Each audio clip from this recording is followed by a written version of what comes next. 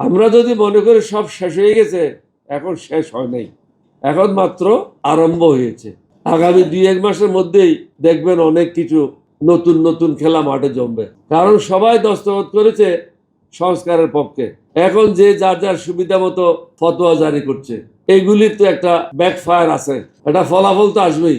জনগণ হয়তো অনেকে মার্কা দিয়ে ভুল করেছে, ভোট দিয়েছে, কিন্তু এক সময় সেও চিন্তা করবে আমার ছেলে মেয়ের জন্য বাংলাদেশটা তো আর নিরাপদ জায়গা না।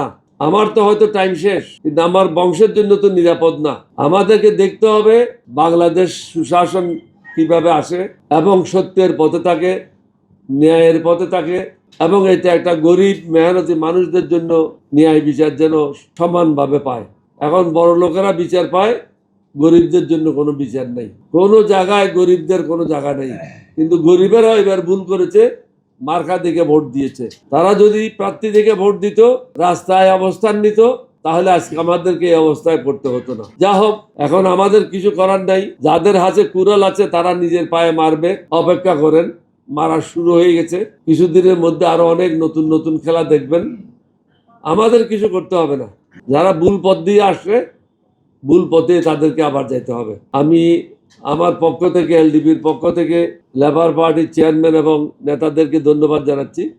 আপনাদের সাথে কিন্তু আমার একটা ঐতিহাসিক সম্পর্ক ছিল, যেটা ইরানিও জানে না। আমরা যখন বঙ্গবন্ধু থেকে সিদ্ধান্ত নিলাম নতুন রাজনৈতিক দল করব, রাজনীতি করব, তখন কিন্তু মৌলানা মতিন ছিল আমাদের নিত্যদিনের সঙ্গী। যেখানে আমরা যাইতাম মৌলানা মতিন আমাদের সাথে থাকতো। আর কেউ থাকুক না থাকুক, মৌলানা মতিন কিন্তু আমাদের সবসময় সাথে থাকতো।